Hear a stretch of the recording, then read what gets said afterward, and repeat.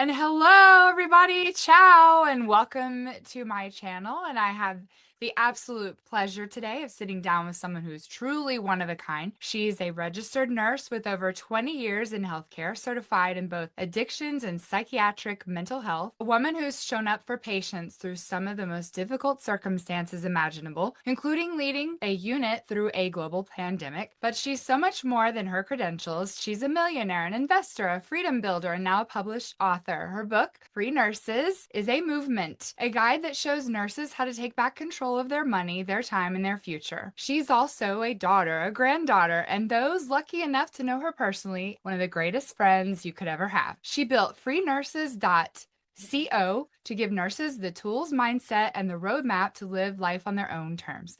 And she did it all while still showing up at the bedside. Please help me welcome the founder of the Free Nurse Revolution, Mandie Hunt. Oh, Yay! thank you, Lee. That was sweet. You're gonna make me cry just starting right off. Well, you're such a wonderful person. And people are more than just their credentials, right? Oh, You're so much totally. more than that. Absolutely. No, And that's you're so you're so true. I'm very, very happy to be here today and to share my journey. you're a wonderful human. All right, Miss Mandie. For anyone that Okay. doesn't know you, how would you describe yourself in your own words? Give us the quick backstory. How did a psychiatric nurse from Montana end up writing a book and building a whole movement around financial freedom? Well, I think I'm still trying to figure out the answer to that question because sometimes I'm like, I can't believe I'm actually doing all of this. But, I've always been someone who loves growth, and it's really, really hard for me to just stay in one place. And especially, I think that's one reason why I love mental health because mental health really challenges not just you, or you're challenging your patients to grow. And so you're always thinking about how to improve your life. So I've always been a lifelong learner and grower. And I seem to just fall into the roles that I am. I'm not someone that has to, oh, I'm going to absolutely do this or I'm going to have to do this. It just naturally happens. So when I was very young, my father faced a lot of health problems and challenges. So I grew up kind of part in the healthcare system, but as a patient and as a family member. So it really brought me to understand what happens on the other side of things. And I always appreciated the healthcare workers that took such good care of my dad and made his experience one that was more joyful because any health problem is incredibly challenging and you can kind of go one way or the other with it. It can be devastating and anxiety producing, and it can be something that actually ends up being really positive. So, very early on, I was acclimated to hospitals. I actually liked how they smelled, which is really weird. They always have that really clean smell, Yes, I love that smell. That smell, Mhm. I don't know. I think it was somehow comforting to me because hospitals were a place of healing and a place of waiting for good news and being able to know that there was healing that was happening. So I think that that's what drove me to want to be a nurse. And I also wanted the stability of the income that it provided to be a nurse and have a stable source of income. As far as mental health is concerned, I just happened to land into it. I was either going into surgery or mental health. I found a manager that I absolutely loved in mental health, and that really drew me in. And then I've been in it ever since. I never even tried another discipline of nursing. I've been in mental health my entire career. I've floated as a nurse early on, but mental health is definitely my passion. So I've even fallen into just leadership roles, like you said, as far as COVID and leading during COVID. I just fell into that. It was not long after I got divorced that I took that role. I needed something really positive to focus on. I didn't know COVID was coming. Of course, I don't think any of us would have ever continued in our roles if we knew what was actually coming for us. But I fell into that leadership role, definitely got burned out. There's a point where most nurses get burned out and they really start questioning, was this the right decision or is it time to move on to something else? So I backed away from leadership for a little while, and I had fortunately been investing wisely in property. And when COVID hit, I all of a sudden realized that I was sitting in a house that was worth $1 million, and I had a lot of equity in the home. And I decided to sell it and invest in other properties and assets that I really wanted. And then, as I was continuing, I had gone back to the bedside. I was severely assaulted by a patient. And that's really the big moment that I began questioning, can I continue to do this as a nurse? Can I be able to function? I have such a supportive team. I always have. The hospital that I've worked for has always been supportive. But I just thought, what if I physically and mentally can no longer do this, or it happens again? And I don't have an option anymore. So that is what propelled me into investing more so. I'd already been in property investments, but I was very propelled into investing in the stock market because I realized that I needed a backup plan as a nurse. Most nurses don't have backup plan. We're not taught that. We're not taught how to have other options and have diversified incomes.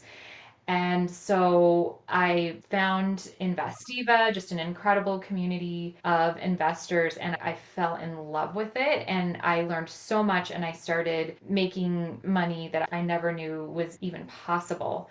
And so that is what made me realize, wow, nurses, if all nurses could have access to this education and understand the financial markets and understand how to invest in their own future and create financial freedom, the dynamic in the hospital and the toxicity that we see there, personally, I just believe that it would be completely gone, because a lot of why people struggle in the healthcare field is because they're burned out and they're exhausted and they don't have another option. So they're But then they forcing feel like themselves they to have to work. stay on that hamster wheel, Yeah, right? Because they don't have any exactly. other things to fall back on, right? Yeah, and most people who are in healthcare, it's a calling. It absolutely is a calling, but you still have to take care of your body. You have to fill your cup in order to be able to help other people. And we aren't really taught that at all. So once I found Investiva and all this education, I really wanted to tell other nurses about it. So I've never wanted to be an author. That's not ever been, some people, they have this bucket list, and that was not my thing. It's not my thing to be famous. Social media It's is just a very great awkward way for to reach me. other people. It's a It great is, way. and it totally is. And so my mentor, when she was, because I had so much in my head too, because it was all so new to me, that she was like, you have so much in your head, you just need to write it all down and put it in a book. And that was the best outlet Mm, for me. It really was. And it really has kind of restructured what my calling looks like. And it's also helped me be able to not only create basically an exit plan from nursing, but mhm. also the desire and drive to help other nurses create an exit plan, because that's just not something that is out there. So that is really my hope for nurses, that we are able to build exit plans from nursing and be able to work as little or as much as we want. Right. Okay, so let's go back to the assault that you experienced. Can you talk Mm-hmm. about how that shaped you as a different person? I think all of us eventually in our life have an event like that that trajects us into another direction.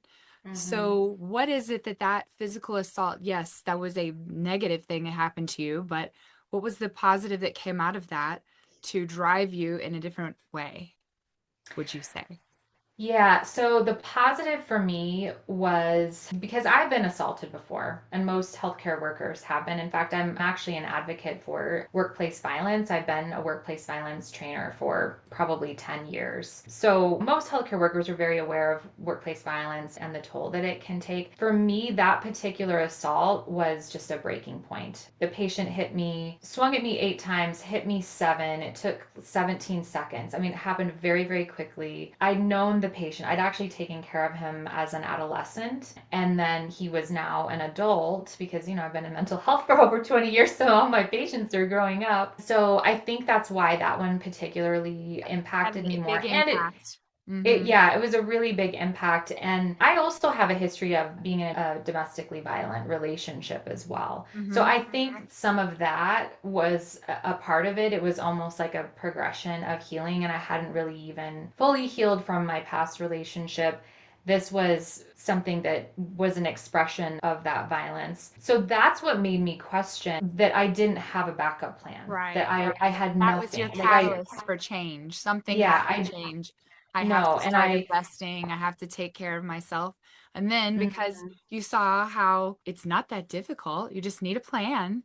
You were like, Yeah. I'm going to show other nurses how to do this, right? Okay. Yeah, because I'm still very passionate with nursing, and I've actually always wondered. I've read books about the toxicity in nursing, and you see nurses and it happens and they get burned out, but I had never really hit that point yet, and I'd always wondered what was wrong with everybody. And so then it hit me and I'm like, "Oh, okay, this is what it is." Clearly, I haven't been worried about options up until this point, and now I've hit a point where I am and I don't have options, and I felt backed in a corner. Gotcha. Okay, let's shift and go to free nurses. Where did you come up with the title of free nurses, and what does it actually mean to be a free nurse? Fabulous question. Yes. So it was not my idea for the title. It was my mentor's idea. She gave me the idea. She's a much better marketer. I'm not into marketing and all of that, but marketing is really important. So she gave me the idea of a free nurse, and I really sat down and started thinking about the difference between a free nurse and a fed up nurse, right? Because you have these two, kind of what you see most often. And then there are nurses that I work with that have been really, really good examples. And so I started thinking about what's different about them. Why are they free? And most nurses are not, and they're completely fed up. So a free nurse is someone that does have options. They can choose to work as little or as much as they want. They can cut back on their hours if they want to, whenever they want, or they can work more. A free nurse is one that will be able to be fueled by the work that they do. So it doesn't drain them, it actually grounds them in their purpose. A free nurse doesn't skip out on things that are important to them. They make sure that they spend as much time with their family as they want to. They are able to go to places that they want to go to. They spend time celebrating the holidays that they want to. Most people don't realize nurses, a hospital is 24/7. And so we work holidays, we work everything. We work birthdays, we work all of those celebrations that other people might get to have, and we skip out on those. So a free nurse is someone that if you want to work a holiday, you're working a holiday. If you don't want to work it, you say no. So they Choices. have very, Sounds like yeah, they have choices. very clear boundaries, and they know the reason why they're in nursing. So their nursing is just, it's a mission. They understand that mission and they understand how it works into their broader mission within their life. So maybe their Okay. mission in life is actually taking care of their family, but they know how that nursing calling fits into it. Gotcha. Okay. And in your book, you talk about six Yeah.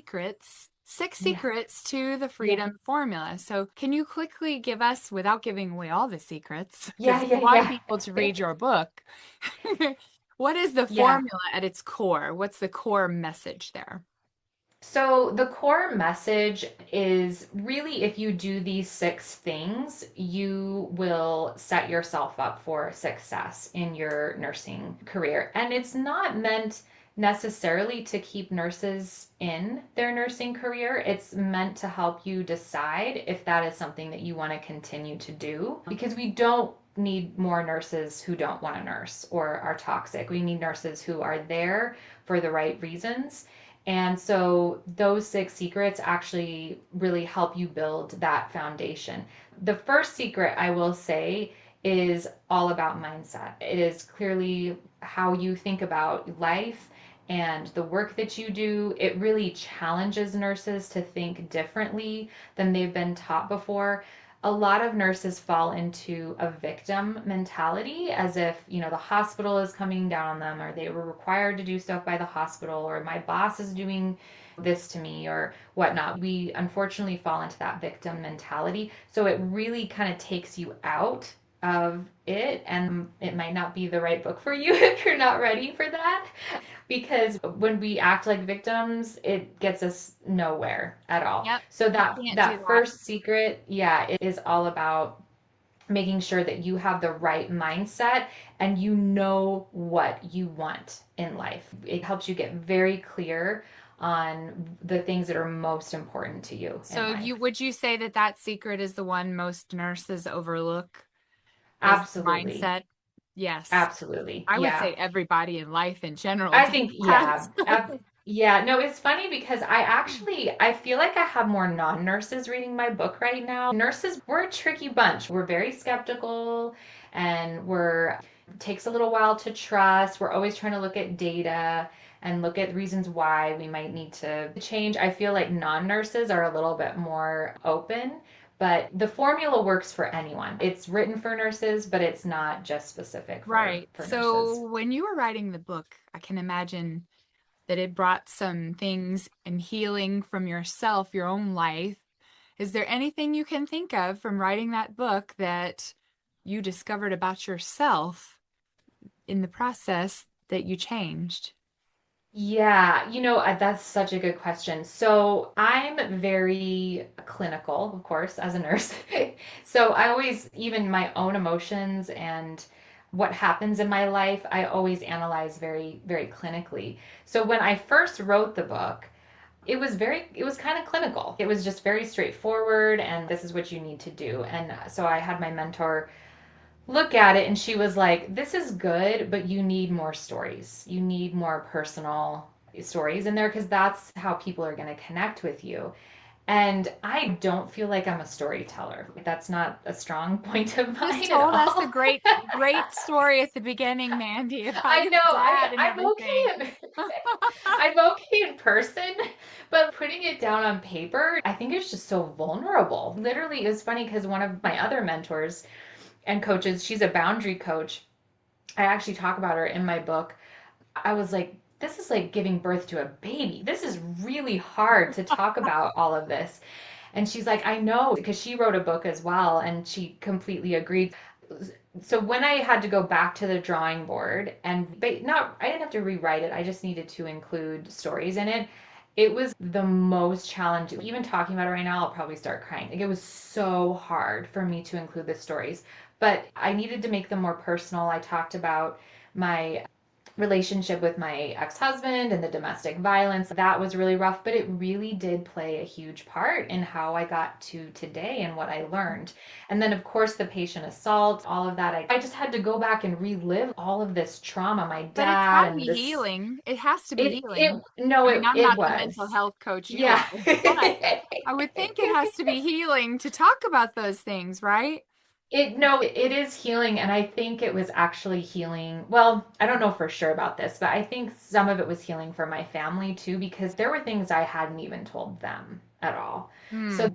they didn't realize everything I truly been through. And I mean, I still haven't even, I can actually write, probably my next book is going to be about domestic violence because it's actually very common in healthcare. You would be really surprised because we're reasonably intelligent people, and you would think that we wouldn't get ourselves And into know the warning signs to look for, but you just never know, right? you never know, and because we're very caring individuals, we are often targets of narcissists and Hmm. psychopaths and people who want to take advantage of us, even in the financial world. And I think that's another reason why nurses and doctors, healthcare professionals, are skeptical about any sort of financial advice or anything because people are just, they see, oh, you have money, you have a stable income, and people will go after them. And so, for the same reasons, many healthcare professionals, you would just not believe how many nurses and doctors have opened up to me since I've been more vulnerable about their histories of domestic violence. Because it's just, it's hard to talk about. It's That's not something that we wonderful. regularly talk about.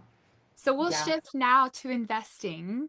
And since you're Yeah. now an Invest Diva coach, let's think about you now currently generate about $3,000 a month from your dividends, which is awesome. Mhm. Take us back to the beginning. Do you remember when you first started learning from Investiva what you decided to invest in? I can remember my first investment was Yeah. NVDA. What was your first one, if you can remember, that you did, and what sparked you to decide to invest in that particular asset? So I actually started right after I was assaulted. I knew that I needed to understand the stock market. So I started investing even without investing education. I just started randomly buying stuff that I was aware of and that I felt confident in. So Tesla was one of those for me. Starbucks, these were companies that I knew about. And I didn't understand dividends at all. It was just so crazy because I was almost 40 at the time and I had no understanding of the stock market and what dividends were or did or anything like that. But I do remember when I first got a dividend from Starbucks and I was like, dang, you mean Starbucks will pay me to hold their stock? Like, I love Starbucks. I buy their coffee all the time. And so then I'm like, well, why don't I, boy, I should, instead of buying more coffee, I need to just buy Starbucks stock. So Yeah. that really triggered something in me to understand that this literally, I'm now an owner, part owner of this company, and they are paying back their earnings for my investment in them. Love So it. yeah, that really opened up my mind. It was probably only 33 cents. I mean, it wasn't much at all. But But everything it adds was up. It adds exciting. up. I It like to totally do does. dividend investments in my Roth IRA because we can only contribute so much, right? So the way Right. I like to regenerate income in there is with dividends. Yep, me So, all too. right. Most nurses have brutal shifts and they're pretty exhausted when they come home. So, how can we explain to them that they can get into this mental state to even care about investing? What can we do to help them with that? That's a really, really great question. So, a lot of nurses are so stuck in the grind and they haven't been taught that there are other options. So, I think every nurse has to come to their own conclusion based on things probably not going well for them in their life, probably like I did.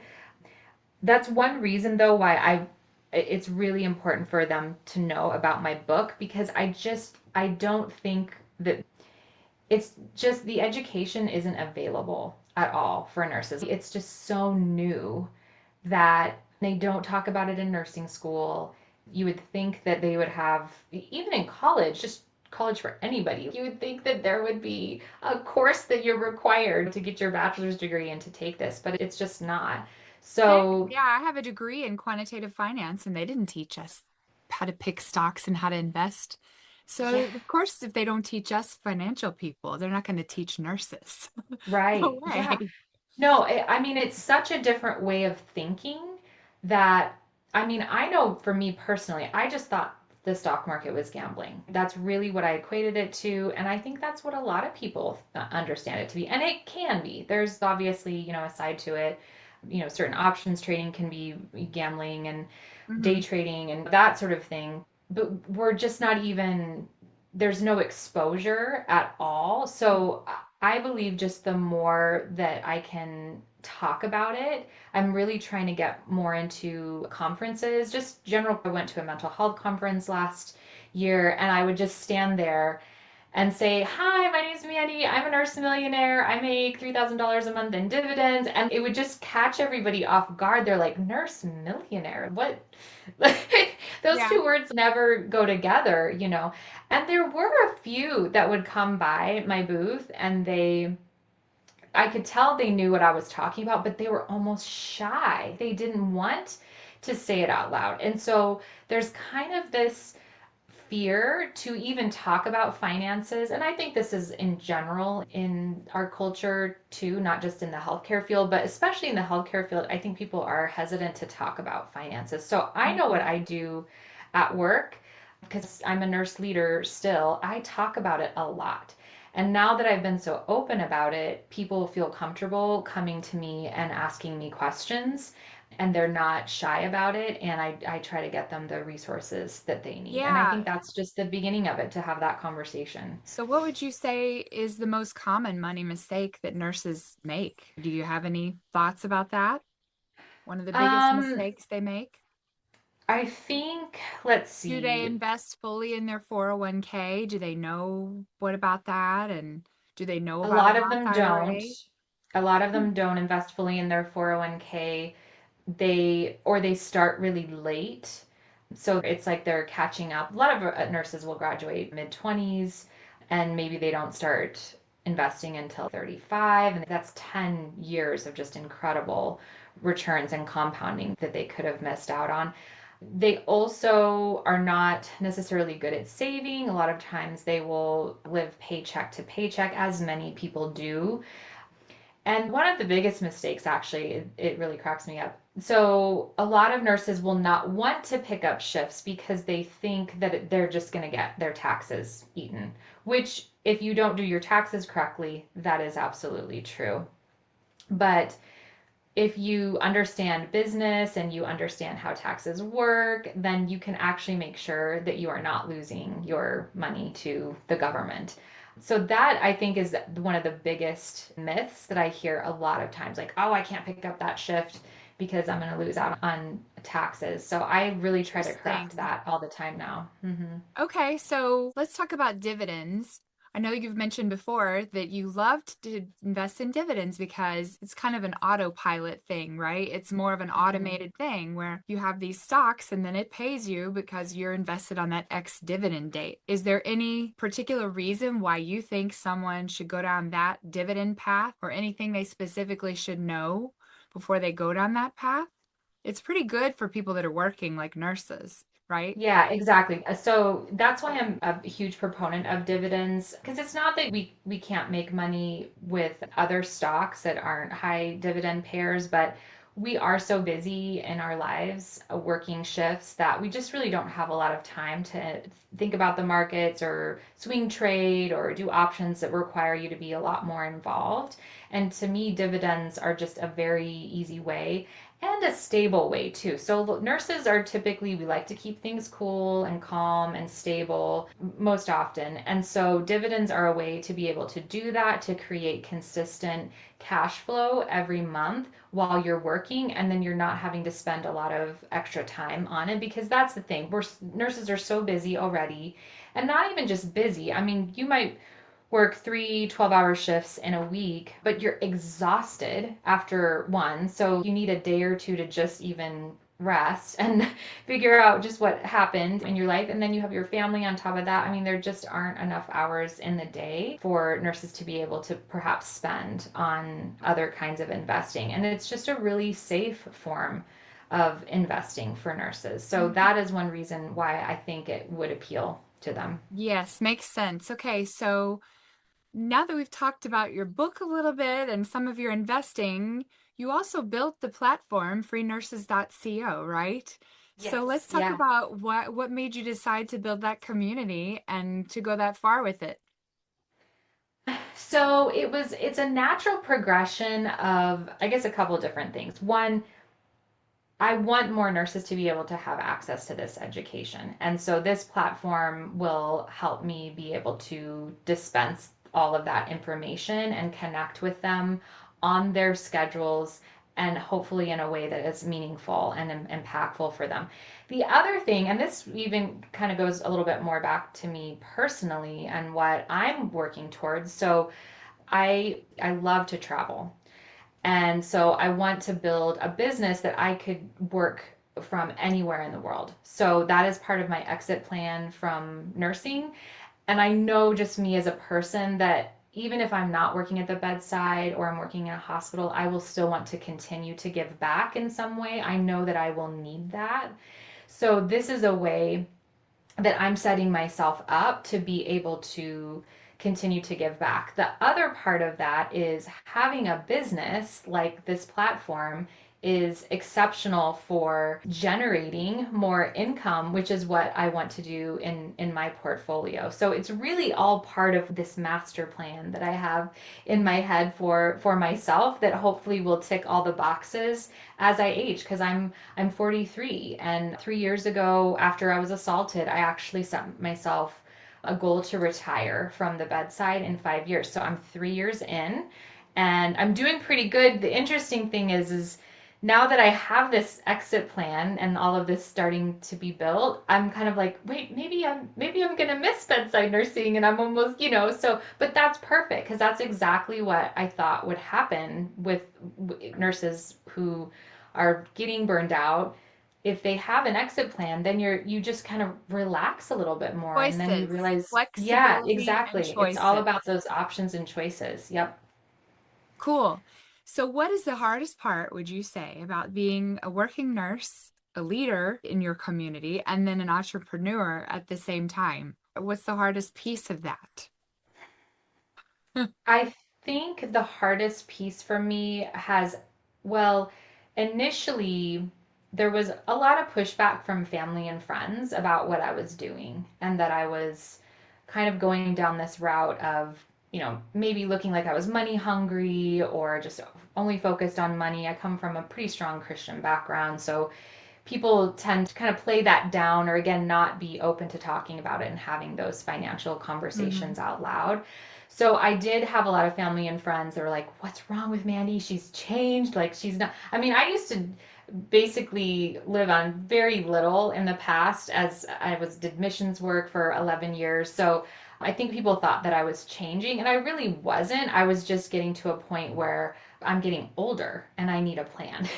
Right. Right? And I needed some structure. So that's been one of the most challenging things, although I think I'm over the hump with that because people have finally kind of started to see my vision for what I'm Yay. after. Yeah, and I've been able to retire my parents. So I think That's people are finally awesome. starting to see, oh, she's not just in it for the money. Like this is what money can do for you in your life, and Choices. that's what it's about. It's about the people in your life. This isn't a greedy trying to hoard money. That's not what this is about. Yeah, The you were very other, giving. That's altruistic. Money allowed you to help yes, your parents. It's yeah, allowed you to help someone. That's not greedy. That's helpful. no, no, So, exactly. I was Okay. gonna say, what would you say your typical work week looks like now that you're an entrepreneur and a Ooh, nurse as compared to 3 to 5 years ago?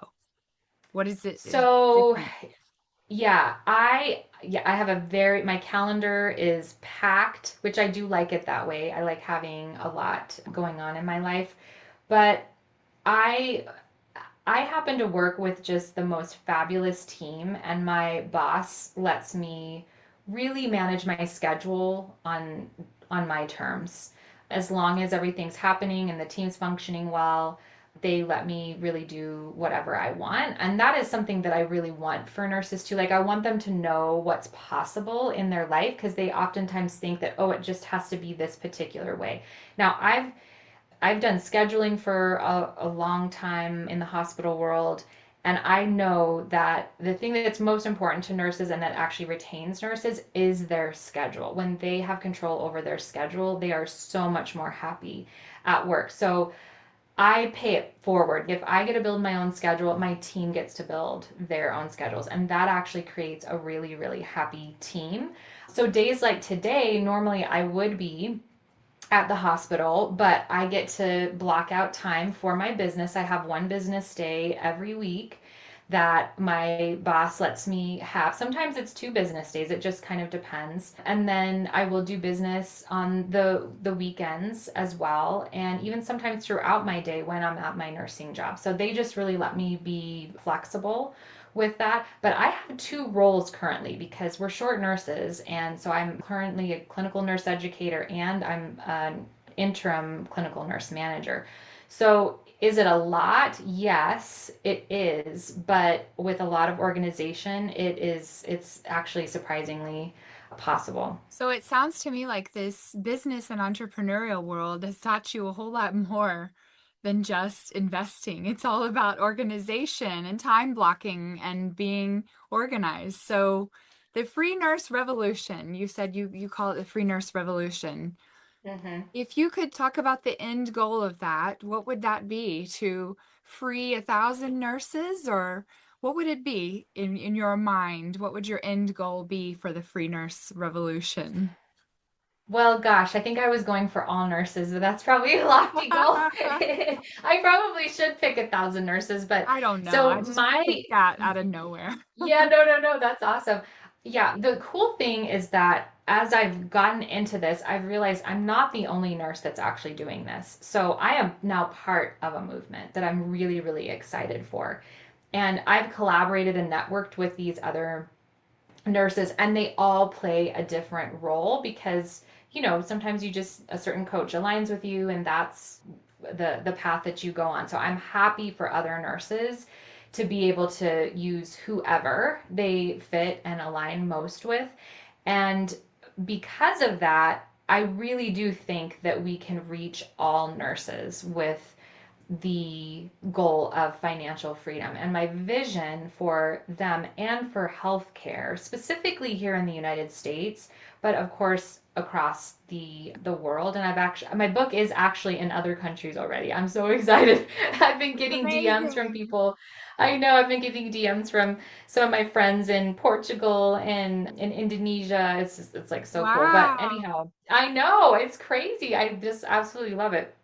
But the goal is to have nurses create their own financial freedom so that they are not reliant on the hospital system at all. And I think that that will actually shift the dynamic. It'll shift the power struggle that they face right now. It may actually, and I dare to say this, eliminate unions because a lot of nurses get so involved in unions, and that's I'm very neutral when it comes to that, but they're going to unions, which is also a business. Nurses don't understand that a lot of times, right? That are trying to fight for them. And fighting works only to a certain extent. And a lot of nurses kind of realize, wow, only so much can be accomplished in that capacity. Really, each nurse should individually have their own financial freedom plan because then you are not reliant on a union or a hospital. You get to choose and dictate your own financial world. And when each individual nurse is able to do that, they can just walk away. If they just need to walk away from a bad hospital system, they could. And that will flip things in their favor, and it will actually improve wages as well, right? Because when you Right. don't if when it's Morale's not better. about the money, you're not staying there for the money because you're like, whatever, I have my own portfolio Yep. that's taking care of me. Then you will feel so much more confident, and you'll actually get to relax in your role. You'll truly get to be, most people don't realize, but Florence Nightingale was a very wealthy individual. And so she got to do everything. That's kind of like the mother of nursing. She got to do everything because she truly wanted to, because she didn't have to get taken care of financially. She had everything. Right. So So people that who are is burned out may actually not want to quit.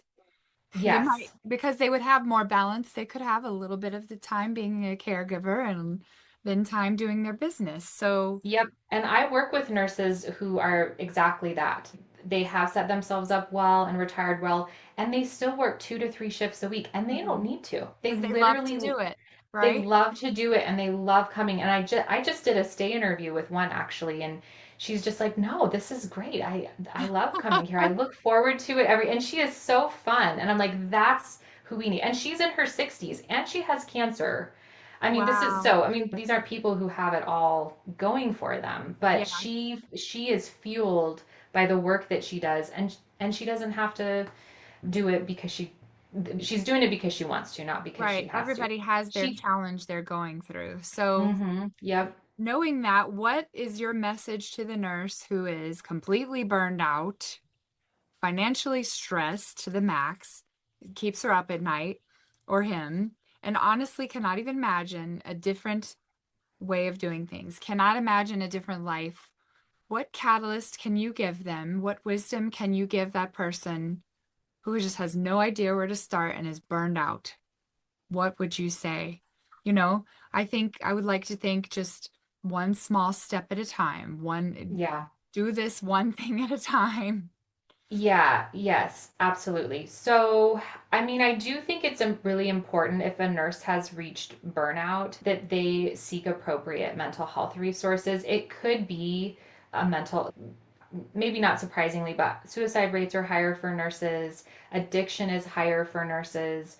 So don't feel ashamed if any of that is happening in your life. Realize that the work that you're doing is incredibly stressful and there are options, there are resources. And so making sure that it's not that and that's the reason for your burnout is really, really important. If it's not that, then the answer is a mentor. Get yourself a mentor, however that looks. It could be a life coach, it could be a boundary coach, it could be a therapist, it could be me. I'm doing coaching as well. Make sure that you have a mentor that's going to help you make that next step. A lot of nurses feel like they have to do it on their own, and they absolutely don't, and they absolutely shouldn't do that. I've always felt for the longest time that mentorship meant that I was weak, and that's not it at all. When having a mentor really helps you be strong and you learn so much more, and we all need that guidance, and it actually will help us feel a lot stronger when we have someone by Yeah, our side one like someone that. that takes your hand and helps you with each step. The best thing to do is to find a coach that's done it before, right? Yep, All yep. right. And there are so many nurse coaches now. It is so cool. So like if you want a nurse coach, they're out there. What would you say is the best piece of financial advice that you personally ever received? If you can think back to that, what would you say that would be? So I don't know where I got the idea. Well, I'd have to say it was actually my parents. So my parents were not very smart financially in a lot of ways. But one of the things that they always did is they always owned their home. And that was really the catalyst to my first million. My first million that I made was in property.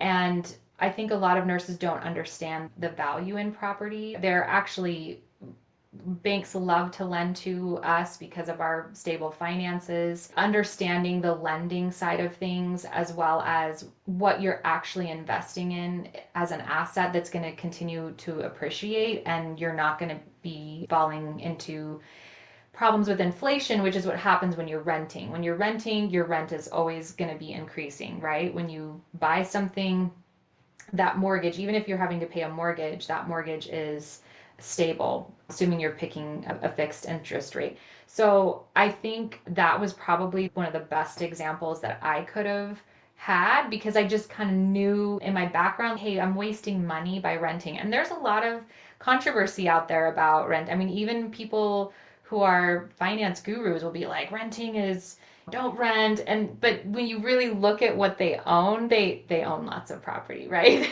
So Yep.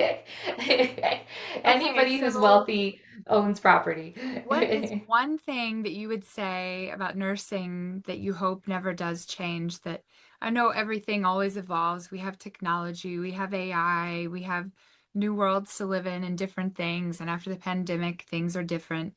But what would you hope that nothing ever changes in your nursing world? I would hope that the caring for me as the patient, because I've never been a Hmm. nurse, Yeah, yeah, yeah. is the caring aspect that nurses have. They Hmm. every time I've experienced hospital times, whether it was with my children having experiences there or whatever, nurses are always just the most loving and caring. They always Hmm. are. So Yeah, for me, that I would just hope they never stop caring. yeah. No, that is the essence of nursing. It really is. And that care translates into positive patient outcomes for patients, not just because you are caring about the actual tasks that you're doing, but literally because you care about that person, and that energy and that connection is really Hmm. what leads to healing. So in a world, I would 100% agree. In a world where we're starting to look into AI. I mean, I'm excited about AI. Don't get me wrong. I think AI is going to blow it out of the water for nurses. It's really going to help us, and it's going to solve a lot of the shortage piece that we're facing in the nursing world. But that personal human connection is it's that's never going to go Priceless. away. Yeah, Priceless. it's totally priceless. And so, yes, nurses are going to have all their AI tools and machines and all that. They already do. They already really have a lot of AI. They don't realize it. But that connection is going to be what makes their job valuable even in the future. And you're Hmm. going to get paid very, very well It's for not it. replaceable. You cannot Mm-mm. replace a caring human with Nope. AI. Not Nope, at not all. at all. Not at all. It So doesn't what would work. you say is next on your plate, the next few years? What would you say is coming up for you? You've worked on your book. You said you're now going to write another book, perhaps on mental health. What else do you have that you're building towards the next few years? Yeah, I'm going to continue to build my nursing platform and my coaching program because I want to help as many nurses as possible be able to get access to these resources.